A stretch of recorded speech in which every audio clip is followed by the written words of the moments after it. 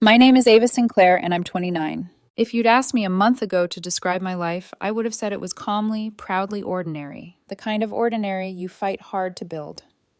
I work in digital marketing at a mid-size agency downtown. 5 years ago, I started as a junior content analyst writing briefs no one read, chasing approvals no one gave. Now I'm a senior marketing manager with a team, a slate of clients, and spreadsheets that purr when the graphs line up just right. My salary isn't CEO money, but it pays the mortgage on a one-bedroom where the light hits the plants at 8:12 a.m., covers the gym membership I talk about more than I use, and lets me drive an unflashy, faithful 2019 Honda that has never once stranded me at a stoplight. I meal prep on Sundays. I have a retirement account. I floss more nights than I don't. In short, I had a life I could trust. 2 years ago, Ethan walked into it like a warm front. We met at a friend's rooftop party I almost bailed on after a week of client fires.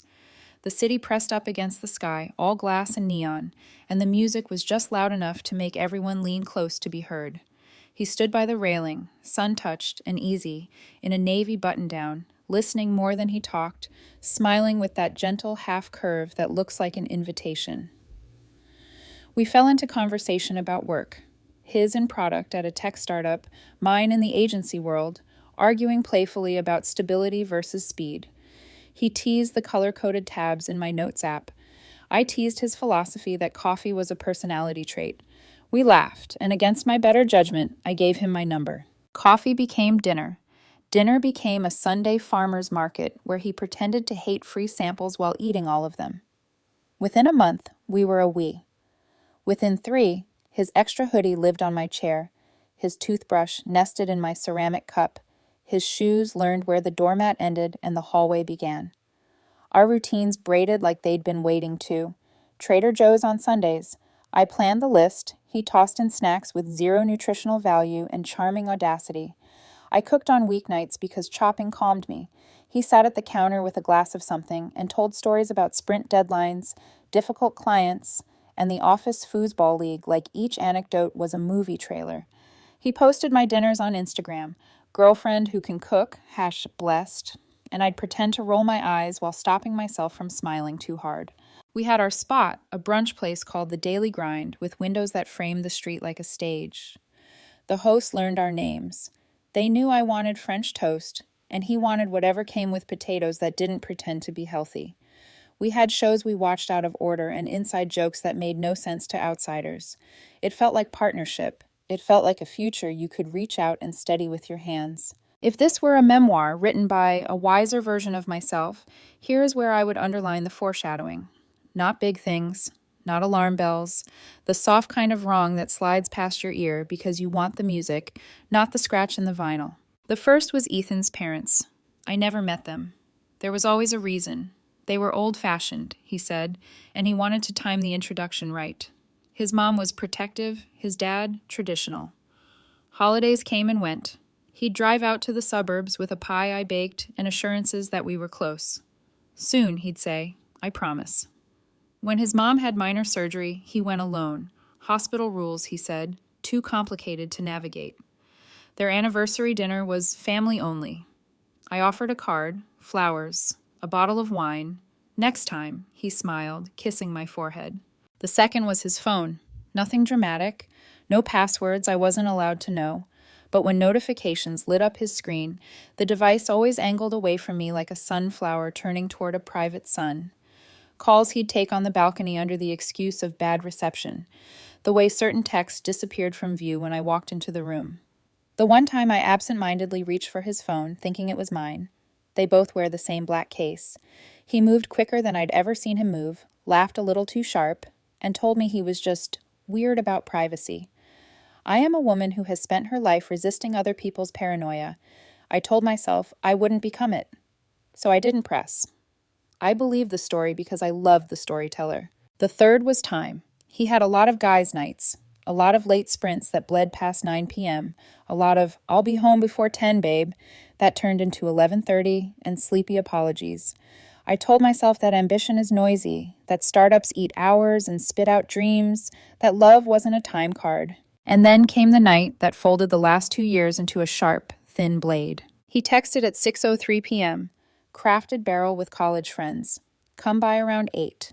Not, do you want to? Which would have been an ask, but a simple, easy sentence designed to like an open door. My chest unclenched. For 2 years, I'd been orbiting the galaxy of Ethan's social world, included in anecdotes, but not star maps. Being invited in felt like gravity asserting itself. I went home, changed into dark jeans and a green blouse he once said made my eyes look lit from inside, and arrived at 8 on the dot. Crafted Barrel is one of those downtown places with brick walls and Edison bulbs and cocktails that read like poems with too many adjectives. I found their table near the back. 6 or 7 people, mostly women in their late 20s with practiced laughter, and one tall, expensive watchman who sat beside Ethan with an arm slung across the back of his chair. Ethan saw me and lifted a hand in a lazy wave.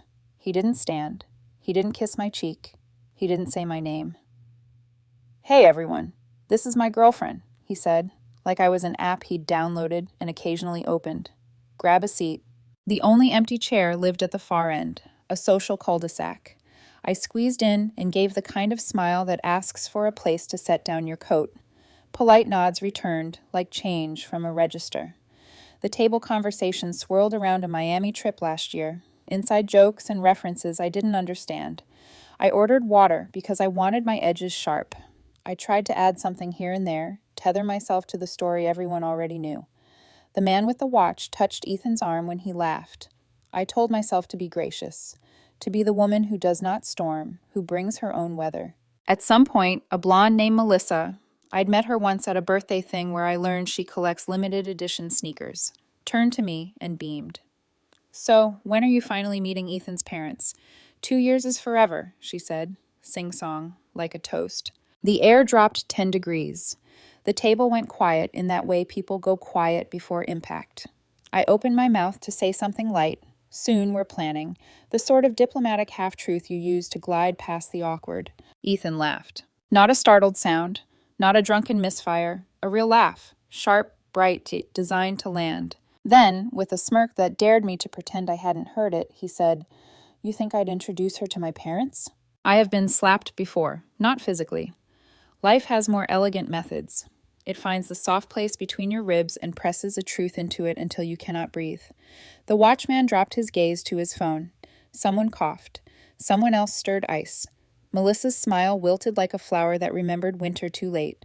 I looked at Ethan, really looked. The man I cooked for. The man who said he loved my steadiness like it was a superpower.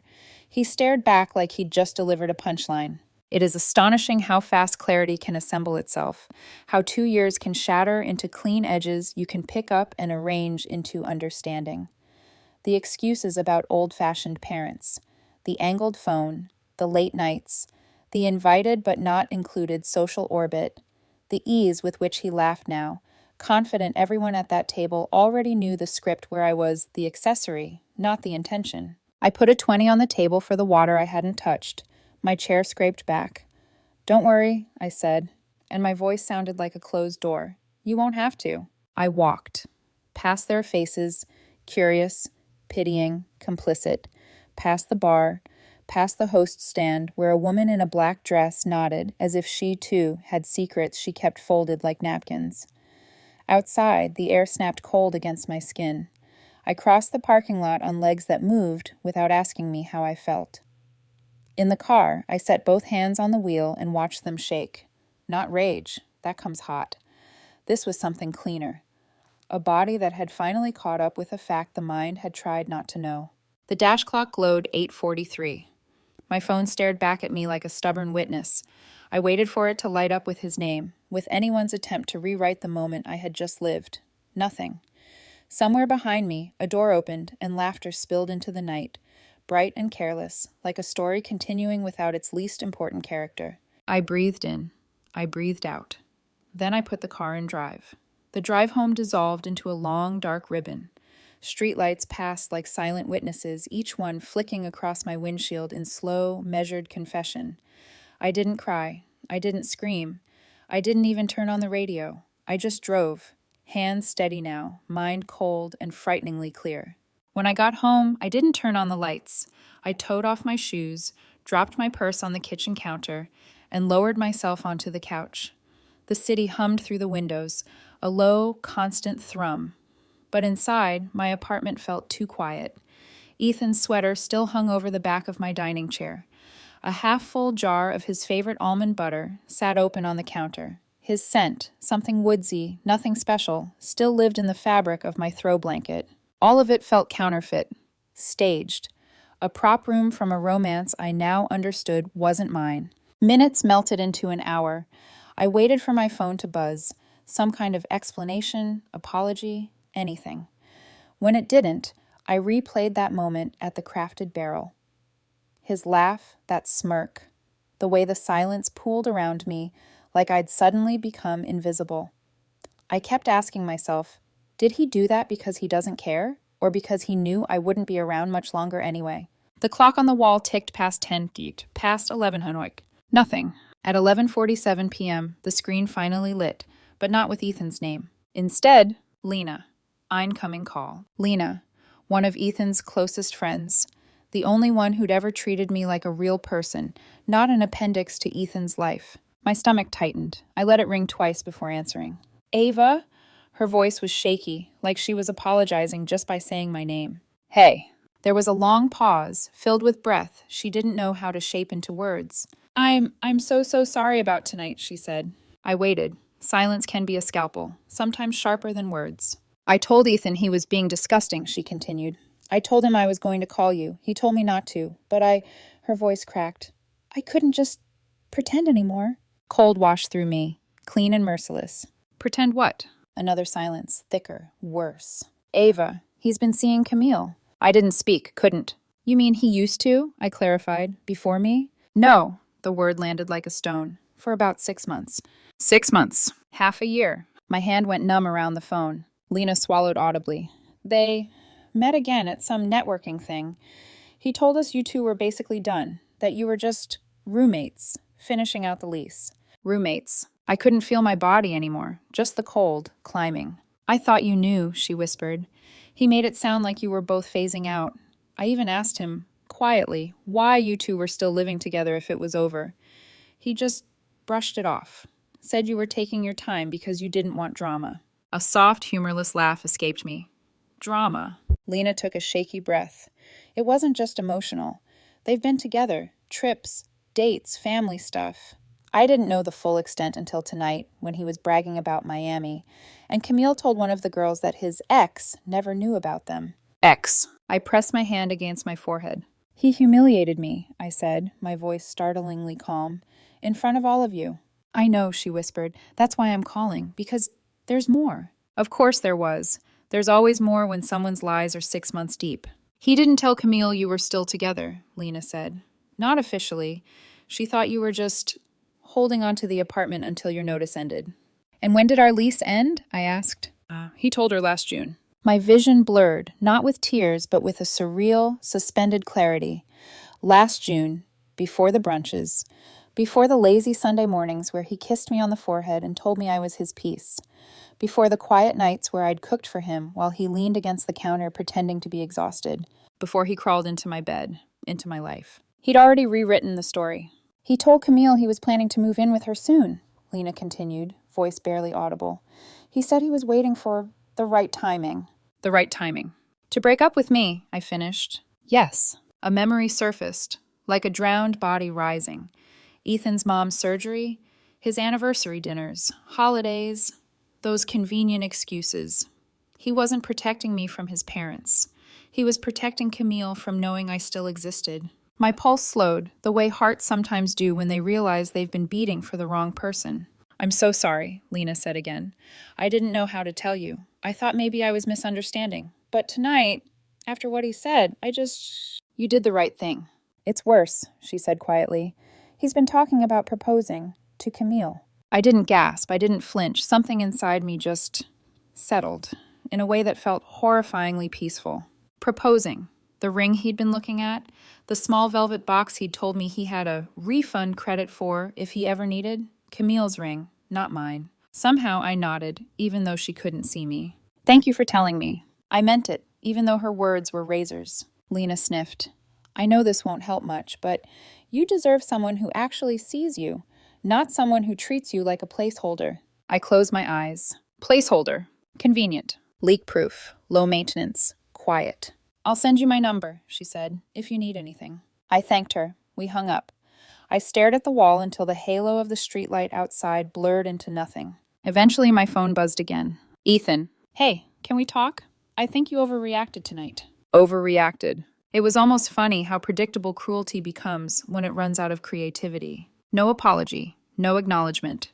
Just a casual rewrite of the story, like he always had the pen. I turned my phone face down. Then I stood, walked quietly into the bedroom. I could smell him there, his side of the bed slightly dented, like an accusation in cotton. I opened the closet. His shirts, still hung in meticulous lines, his sneakers, arranged by brand, his cologne, still half full. I closed the door. That night, I didn't sleep. I lay awake watching the shadows crawl across the ceiling, like time itself wasn't sure how to move forward. Just before dawn, I sat up. Something inside me had shifted. Not broken, shifted. Clicked into place like a lock that had always existed, just waiting. I padded to the kitchen, made coffee, the same way I always did. Ground, bloom, pour. The ritual steadied me, anchored my shaking mind. And then, without trembling, I opened my laptop. Ethan had once suggested we join a shared iCloud plan to save money. I'd agreed. It wasn't a big deal. We trusted each other. He'd logged into his account more than once on my laptop. His credentials were still saved. My pulse didn't spike. My breathing didn't hitch. I felt like I was performing a task I'd done 1,000 times, like brushing my teeth. I clicked. His photo backup loaded. Rows and rows of images appeared, stretching back months. Trips, dinners, beaches, hotel rooms, all with Camille. Their smiles, their hands, their bodies. Their inside jokes captured with emojis and timestamps. I felt nothing. No tears. No screaming. Just a quiet acknowledgement. This is who he is. This is who he always was. I downloaded everything, sorted it, dated it, as though preparing for a presentation. For 2 hours, I worked in silence. When I finally closed the laptop, the sun had climbed over the skyline, painting my apartment in quiet gold.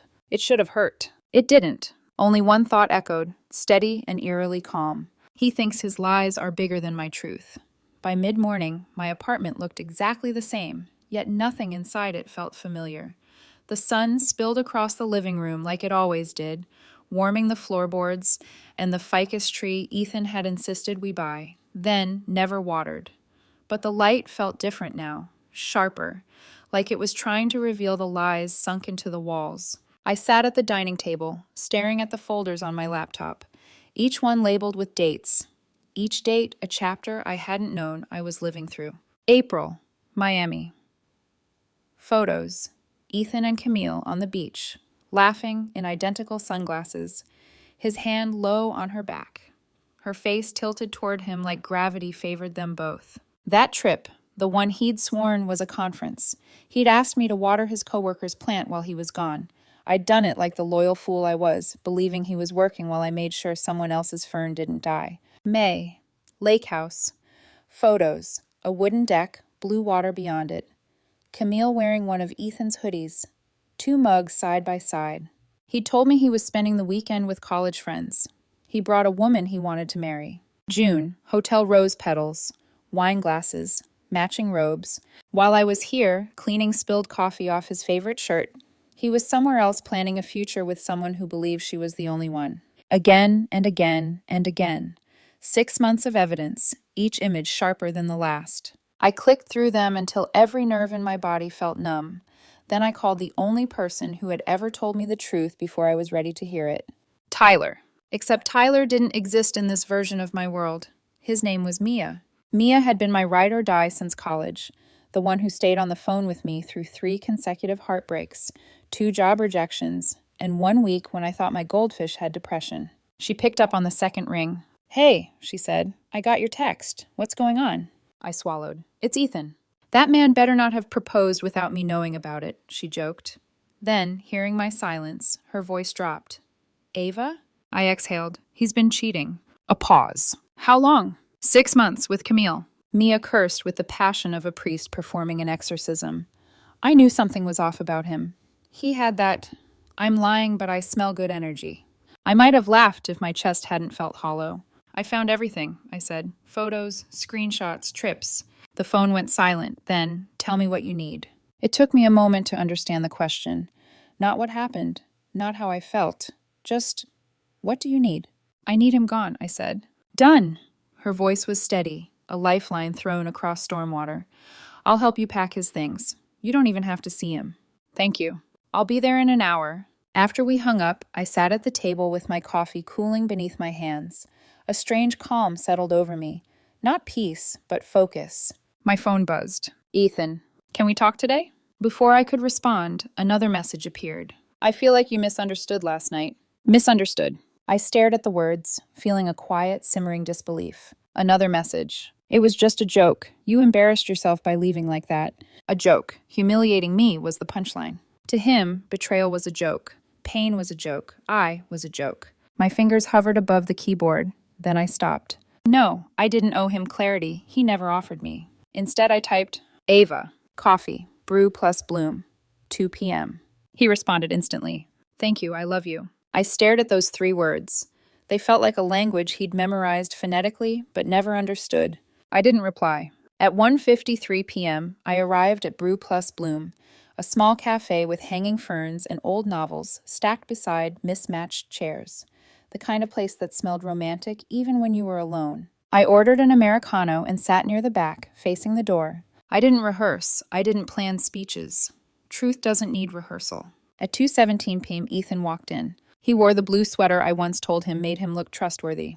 Ironic. Now it felt like a costume. He scanned the room, spotted me, and approached with a soft smile, like we were just 2 people trying to navigate a minor disagreement. Hey, he breathed, sliding into the seat across from me.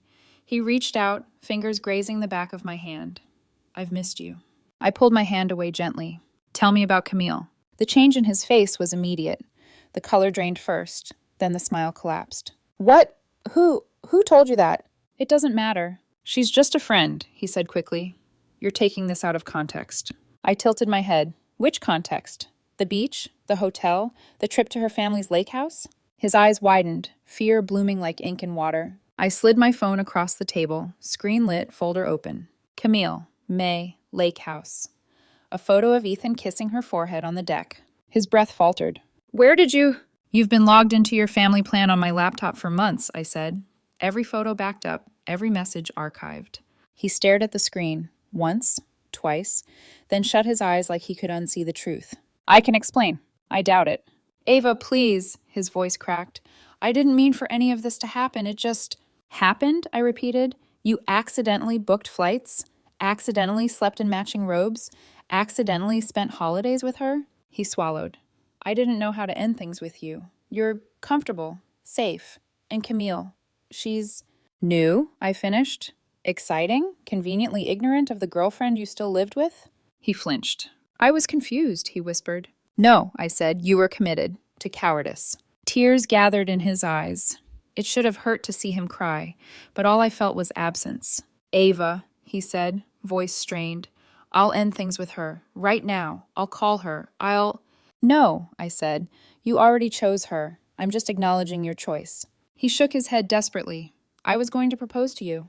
A laugh slipped from me, soft, bewildered. Not according to Camille. His mouth opened, closed. His silence confirmed everything. I stood.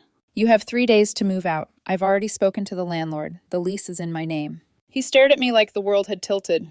You can't do this. I met his eyes. I already did.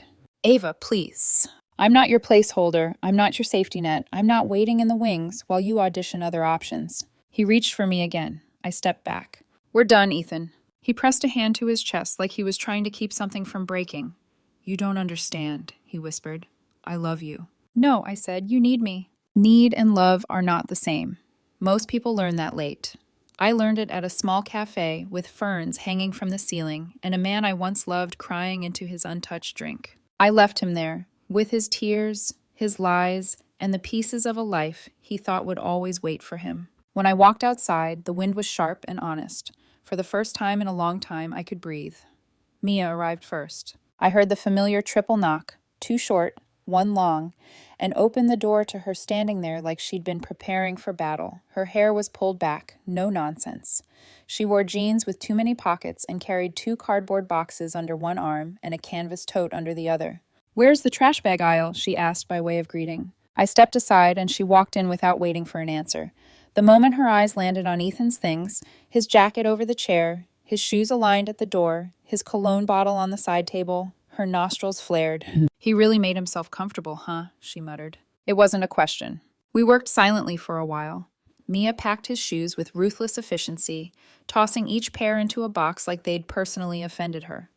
I folded his clothes because anger hadn't yet replaced habit. I still treated fabric with care, even if the memories inside were rotting. At one point, she held up a sweater. "Do you want to keep this?" she asked. It was my favorite on him, a deep gray pullover that made his shoulders look broader. He'd worn it the night we slow danced in the kitchen after roasting a chicken I'd oversalted. He'd kissed my forehead and told me domestic life looked good on us. "Trash," I said. She nodded once and threw it into a black bag. We moved through the apartment like 2 ghosts performing last rites. His drawers emptied, his products swept into a box. His books, half unread, all pretentious, stacked and taped shut. I wrapped his watch collection in bubble wrap without knowing why. Maybe because destruction wasn't the point. Closure was. Halfway through, Mia paused, holding a worn photo strip of me and Ethan from a fair, smiling, cheeks pressed together. "You want this?" she asked gently. "No." She tore it cleanly down the middle. She didn't wait to see if I regretted it. By mid-afternoon, 3 boxes and 2 trash bags waited by the door. His entire existence in my home reduced to a manageable volume. Things that once felt enormous became small when gathered in cardboard. While Mia labeled a box, I picked up my phone. There were 8 missed calls from Ethan. 3 voicemails. I didn't listen. Just as I set the phone down, it vibrated again. Unknown number. "Ava, please, just talk to me. I'm begging you. I didn't mean for it to go this far." I blocked the number.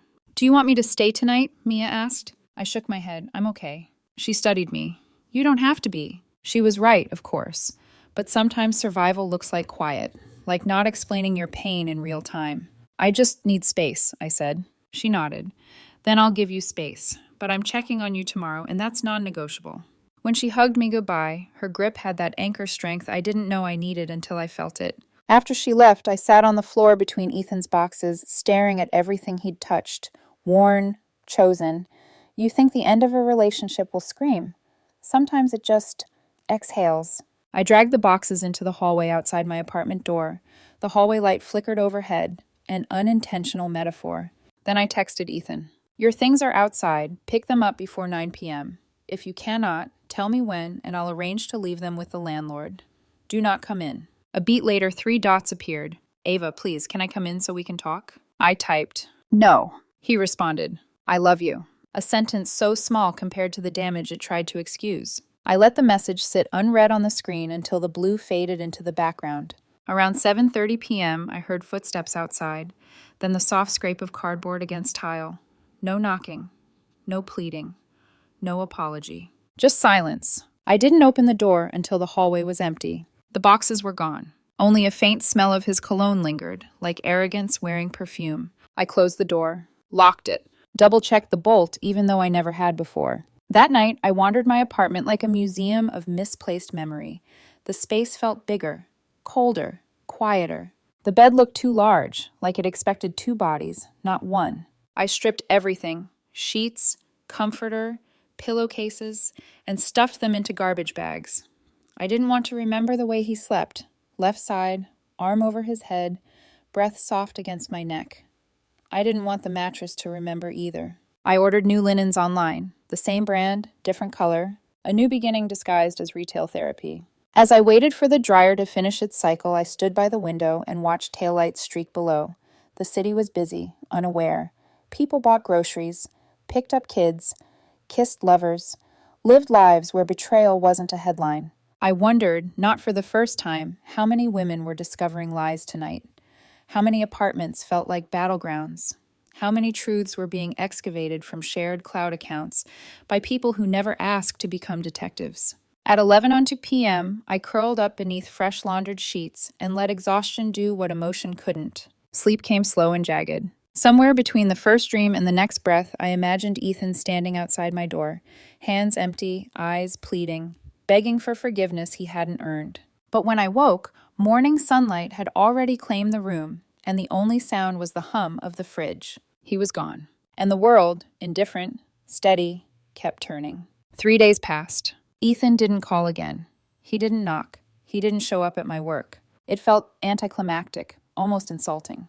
But then, on the fourth day, while I was cleaning the kitchen, my phone buzzed with a name I didn't expect. Lena. My throat tightened. Ava? She said as soon as I answered. She sounded nervous, like she'd rehearsed the words before dialing. I know this is awkward, but I thought you should know. I braced myself. It's Camille, she said. She broke up with him. I blinked. What?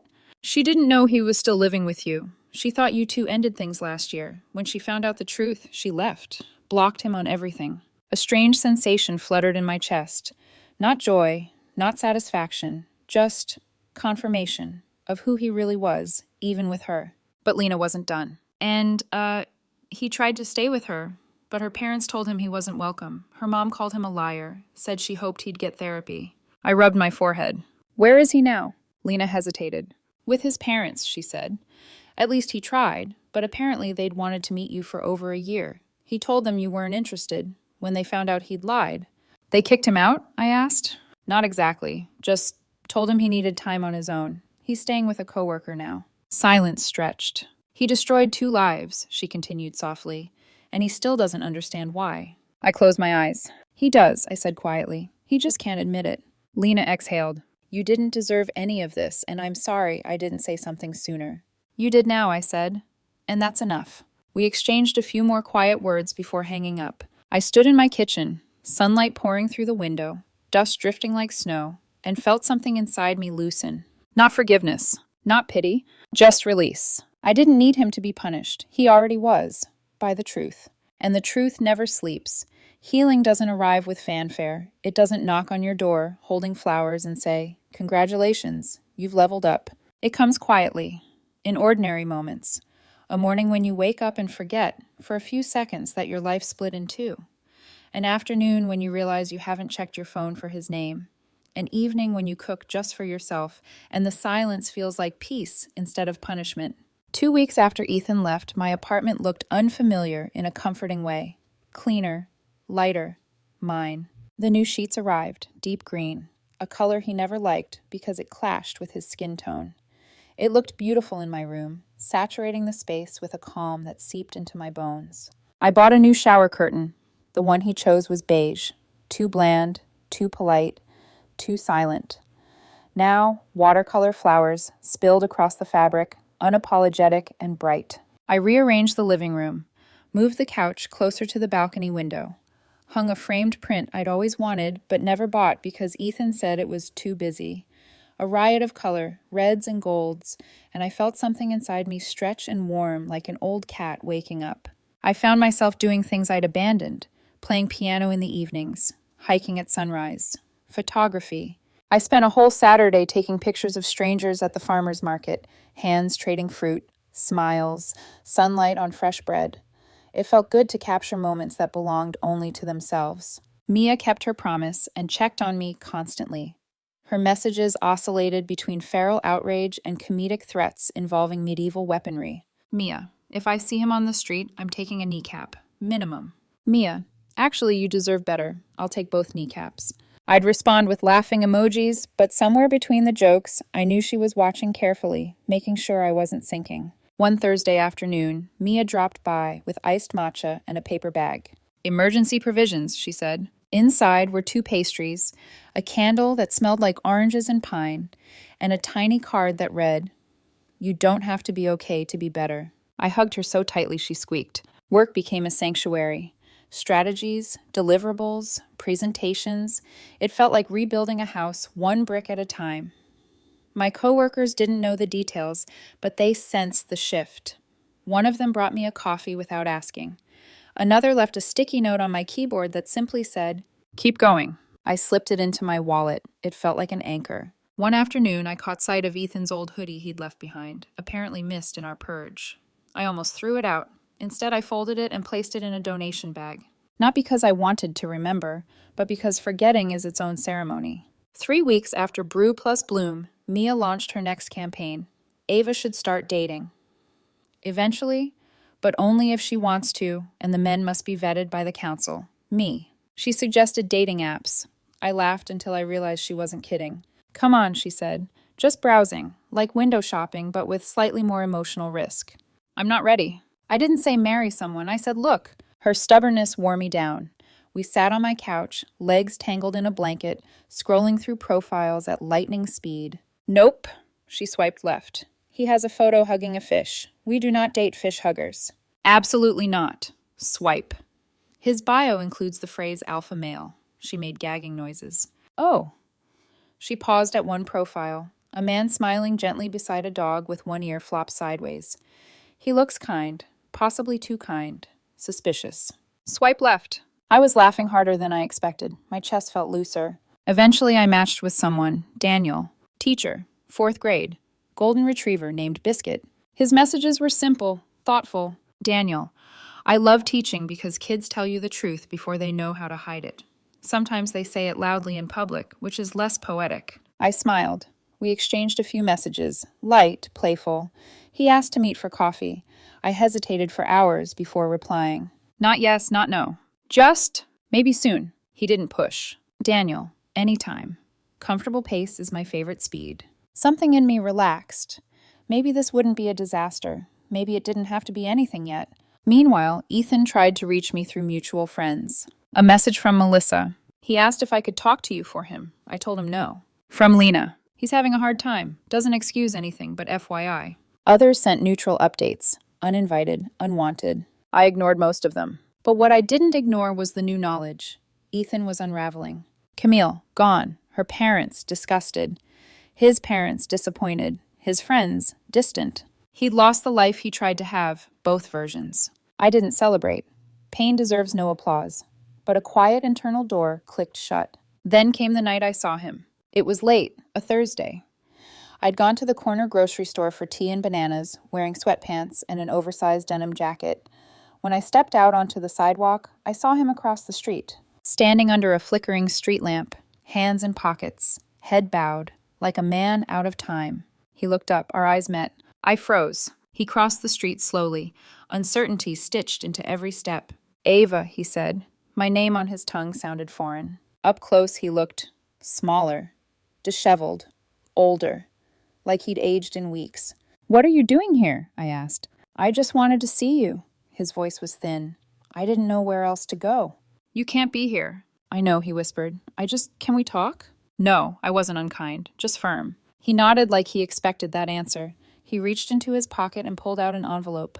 This is everything I wanted to say, he said quietly. I know I don't have the right to ask for anything. I just need you to have this.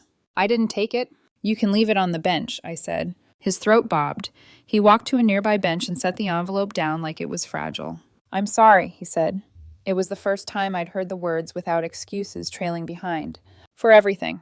I didn't reply. He backed away, slow, cautious, before turning and disappearing down the street. I stared at the envelope. I waited 5 minutes. 10.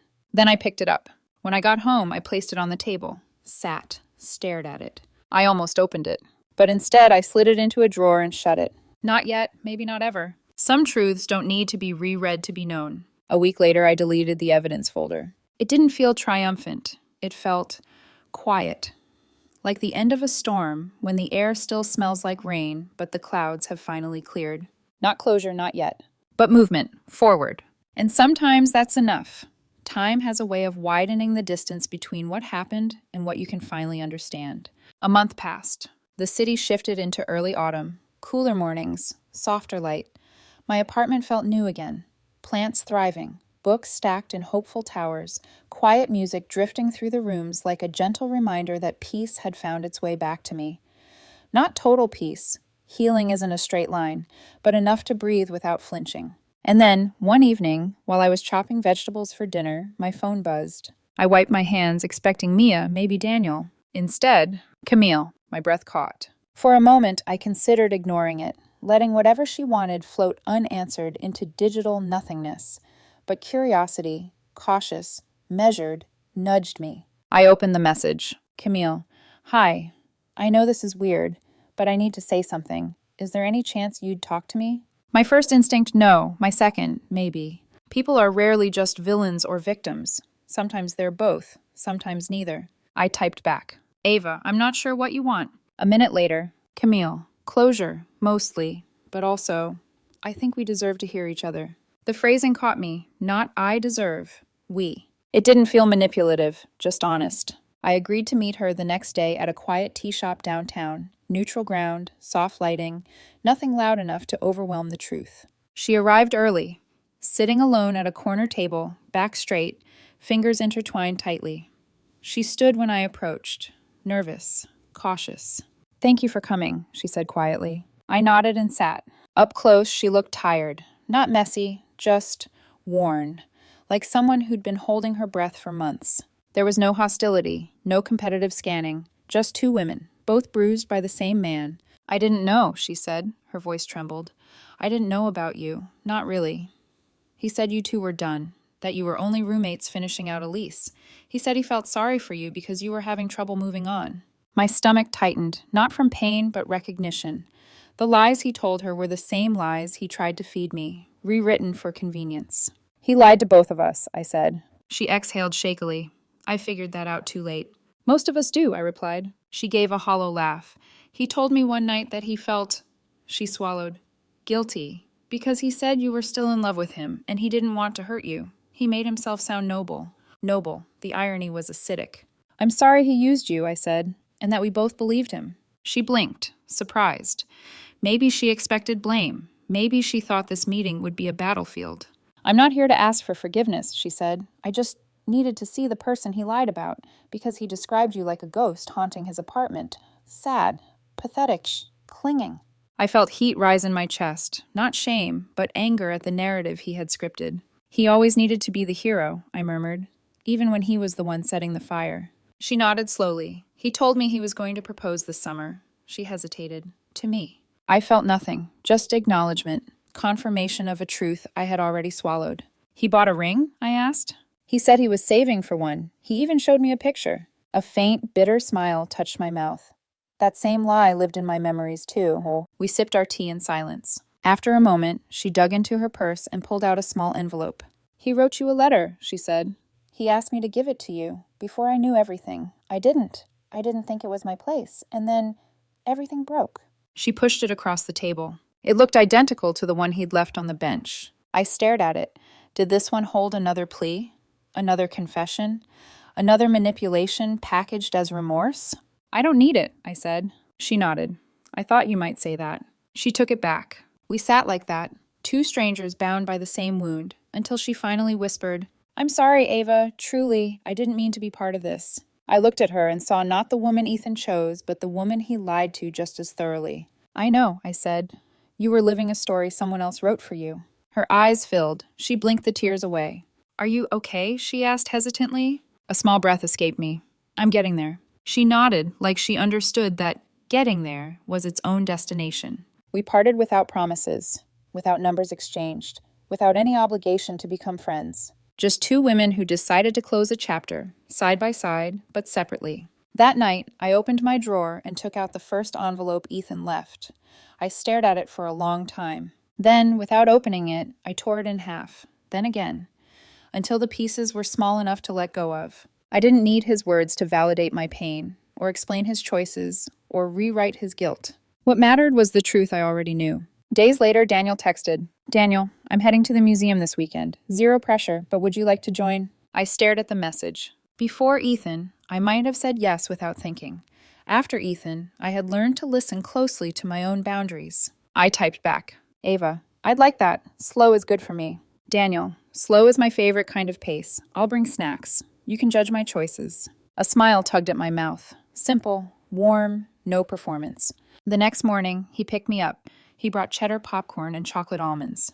They seemed non-threatening, he joked. We walked through the museum side by side, not touching, just near. It felt easy, like breathing. At one point, he stopped in front of an abstract painting, splashes of red and gold, and said softly, It's messy, but it's honest. I felt something loosen in my chest. Maybe that's what healing was, not perfection, not forgetting. Just honesty, even if it's messy. That night, I stood at my balcony with tea in hand and the city glittering below. I replayed the last month. The betrayal, the unraveling, the confrontation, the quiet rebuilding.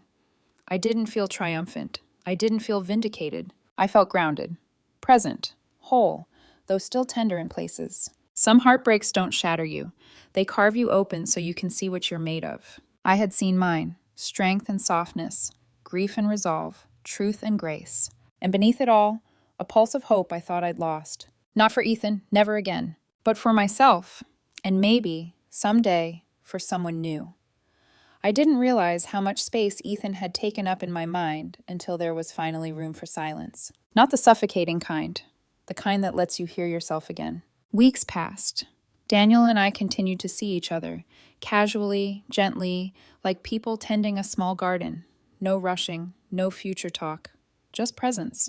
He met Mia, who interrogated him with the intensity of a federal agent, while he just laughed and handed her a bag of Biscuit's homemade dog treats. "I like her," he told me afterward. "She threatened to bury you if you hurt me." "She said that with love," he grinned. And oddly, he wasn't wrong. Mia liked him, which meant I could like him too, safely. Some evenings I caught myself waiting for Ethan's name to resurface in my mind. Sometimes it did, like a bruise you forget about until you bump into it. Most days, it didn't. That felt like victory. One quiet Sunday morning, I sat at my kitchen table with a mug of hot tea and my laptop open, scrolling through old documents I hadn't touched in months. Photos from my early 20s, budget spreadsheets, an unfinished short story I once thought would change the world. And then I found something unexpected, a note titled, "What I Want My Life to Look Like." I'd written it 2 years ago, before Ethan. It listed things like a home full of warmth and color, a partner who sees me, a quieter pace, time for art, a small garden, a dog, someday. I stared at the screen. Somewhere along the way, I'd given up most of those things, and I hadn't even realized it. Because when someone takes up all the air in a room, you forget how to breathe for yourself. So I made a decision. I opened a new document, who I am now. I didn't write goals, not dreams, just truths. I like slow mornings. I cook because it comforts me, not to impress someone. I deserve to be chosen loudly, not quietly. I am not defined by the way someone else loves me. I want a life filled with honesty. I don't need perfect, I need real. I didn't save the document. I knew I didn't have to. It lived in me already. Later that week, I packed my old photos, the ones taken with Ethan, the ones that still carried that stale sweetness, into a box, not to throw away, just to move aside. Pain doesn't vanish. It becomes an artifact, something you keep in the attic of your memory. Some days you revisit it, most days you don't. I placed the box high in my closet, behind winter blankets and an old lamp with fraying wires. It didn't feel like hiding. It felt like honoring what happened while refusing to let it define me. One evening, I opened the windows to let the autumn air inside. I lit the orange and pine candle Mia gave me. The room warmed slowly, filling with a scent that felt like comfort. And then I danced. Not gracefully, not with intent, just moved. Bare feet on the wood floor, hair loose, sway and spin and small, clumsy steps. No audience, no reason. Just joy resurfacing in a body that remembered how to feel light again. For the first time in a long time, I laughed alone. Not because something was funny, but because I was here, alive, healing. A few days later, Daniel and I went hiking. Biscuit bounded ahead, tail whipping the air. At the top of the hill, the view stretched wide. City and forest tangled together. Sky like an endless invitation. We sat quietly, no need to fill the space. After a while, Daniel said, "Do you ever think about before?" I hesitated. "Yes, but it feels distant, like a dream I woke up from." He nodded. "I think that means you're healing." I looked at him, warm eyes, soft voice, and felt gratitude. Not love, not yet. But gratitude can be its own kind of beginning. On a quiet Wednesday, I decided to move my bedroom to the opposite wall. I don't know why, just felt right. I pushed the bed across the room, sweating and cursing at furniture legs, determined. When I finished, the entire space felt different, lighter, safer. I slept better that night than I had in months. By late fall, even my routines had shifted. I biked to work twice a week. I started a weekly pottery class because I wanted clay on my hands and mistakes in my art. I let my plants grow wild, vines wandering across shelves like they owned the place. The woman I was becoming looked more like the one I used to be, but bolder, quieter, in the best ways, more hers. A new version, not fixed, not broken, just growing. One afternoon, I received a text from a number I didn't recognize. Unknown. Ava, this is Ethan's mom. If you're open to it, I'd like to talk someday. No pressure. I stared at the message. She didn't owe me anything. I didn't owe her anything. But the fact that she reached out, that she wanted to see me, even after everything, felt strangely comforting. I typed back, Ava, thank you. Maybe someday. I wish your family well. She replied, Ethan lost someone good. I'm sorry for that. I didn't respond. Some chapters don't need epilogues. That night, I made myself pasta. Simple, creamy, comfort in a bowl. I added fresh basil from the tiny windowsill plant thriving despite my neglect. I poured a glass of wine and set the table for one. Not lonely, just present. I wrote in my journal, I'm not waiting anymore, I'm living. After dinner, I stepped onto the balcony.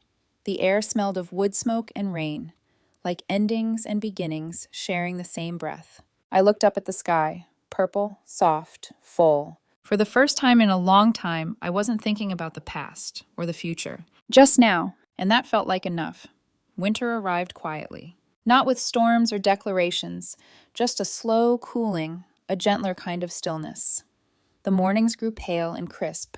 The trees outside my window stood bare but dignified, like they were resting before another burst of life. I learned to love that stillness. Life didn't feel like a chase anymore. It felt like a walk, steady, aware, unhurried. Daniel and I kept seeing each other. No labels, no pressure, just two people sharing time. One Saturday, he took me to a cozy neighborhood bookstore that doubled as a cafe. Biscuit curled up under the table while we browsed the shelves. Daniel picked up a book of poetry and read soft lines aloud, smiling in that gentle way of his. I didn't think about Ethan the entire afternoon, not once. That realization came later, like a quiet gift. Healing rarely announces itself. It just slips into your life and makes itself at home. On New Year's Eve, Mia dragged me to a rooftop party, not unlike the one where I first met Ethan. Except this time, everything felt different. I wasn't looking for someone. I wasn't trying to be someone. I wasn't trying to prove I was okay. I just was. I drank sparkling cider, laughed too loud, and danced under string lights while the wind whipped my hair across my face. Mia held my arm and shouted over the music. You look lighter, like someone opened the windows in your soul. I laughed. Maybe they did. We counted down to midnight. Fireworks bloomed across the skyline. Red, gold, green, bright against the dark. For a moment, I closed my eyes. Not to make a wish, but to honor the one I'd already made. To belong to myself first. Sometime in January, Lena texted again. Lena, just wanted you to know. Ethan moved to Portland. For a fresh start, I guess. I stared at the message. No anger, no grief, just neutrality. Ava, I hope he finds what he needs. And I meant it. Pain changes shape over time. His no longer held teeth. It was just a story I once lived through. Lena replied. Lena, he said he was trying to be better. I think he finally understands what he lost. I didn't respond. It didn't matter whether he understood now. I wasn't waiting for him to. Some lessons come too late. That's their consequence. February brought quiet joy. I bought a small plant rack and filled it with herbs. Mint, basil, rosemary. My apartment smelled like gardens waiting for spring. I cooked more, slept deeper, smiled easier. On Valentine's Day, Daniel invited me to meet his sister and her partner for a laid-back dinner. I almost said no, out of habit, maybe fear, but something inside nudged me forward. His sister greeted me with warm enthusiasm. She told stories about Daniel's childhood, how he once tried to build a treehouse using only mud and optimism. We laughed until our ribs ached. At one point, Daniel met my eyes across the table, not with expectation, just recognition. Like he saw me as I was, not who I had been or who he wanted me to be. It felt gentle, natural. After dinner, as he walked me to my car, snow drifted down in quiet spirals. He brushed a flake from my hair, then let his hand fall away. No rush, he said. Just glad you're here. Me too, I thought, but I didn't say it out loud. Some truths don't need announcing. My parents visited in March. They hugged me long and tight, unaware of how desperately I had needed that kind of unconditional embrace just months before. We walked through my neighborhood, lingering at street vendors and bakeries. At brunch one morning, my mom looked at me over her coffee and said, You seem settled, happy. I am, I said, and I meant it. I didn't tell them about Ethan, not because I was hiding the truth, but because it was no longer the most interesting thing about me. I'd rather tell them about pottery class, hiking trails, Daniel, Biscuit, the basil flourishing on my windowsill. Stories about now, not then. Spring crept in with quiet color, buds on branches, bird song threading through open windows. One afternoon, I found myself sitting on my balcony, watching children chase bubbles in the courtyard. Their laughter floated up like a promise. My journal lay open on my lap. I wrote, "Some endings aren't failures. They're escapes disguised as heartbreak." I paused, then added, "I didn't lose love. I lost someone who couldn't give it. And that's not a loss. That's freedom." I closed the journal and leaned back, letting sunlight warm my face. A soft breeze carried the smell of blooming jasmine. I breathed in deeply, full, content, rooted. Months later, I ran into Melissa, the friend whose innocent question at the bar unraveled my entire life. She hesitated before approaching. "Ava?" I smiled politely. "Hi." She looked relieved. "I just wanted to say, I'm sorry for that night. I didn't know it would hurt you. I never would have asked if I'd known." I nodded. "It wasn't your fault." She exhaled. "Thank you, and I'm glad you're okay. You seem happy." "I am," I said, and I was. We parted amicably, two satellites finally drifting out of each other's orbit. One evening, as Daniel and I sat side by side on my couch, Biscuit snoring between us, he asked softly, "Do you ever think about the future?" I didn't answer right away, not because I was scared, because I was no longer afraid to be honest. "Sometimes," I said, "but I think about the present more." He smiled. "That's enough for me." He reached for my hand, and this time I let him hold it, not out of need, not out of fear, but from a place of choice, a place of fullness. I once believed heartbreak would hollow me out. That betrayal would leave me smaller, weaker, permanently cracked. But it didn't. It made me deliberate, clearer, more whole than I had been before. Pain had been the storm, yes, but I was the one who rebuilt. Gentler, stronger, not defined by what was lost, but by what remained and what waited ahead. Some people say that love is the point of the story, but I've learned that sometimes the story is about remembering yourself, returning to your own center, finding your voice again, choosing your life even after someone tried to script it for you. So here's my ending. I wake up early most mornings, make coffee, water the basil, pet Biscuit when he visits, text Mia memes she doesn't find funny, go to pottery class, walk, rest, read, live. Sometimes Daniel is there. Sometimes it's just me. Both feel complete, because wholeness isn't about who stands beside you, but who you are when you stand alone. And I like the woman standing here now.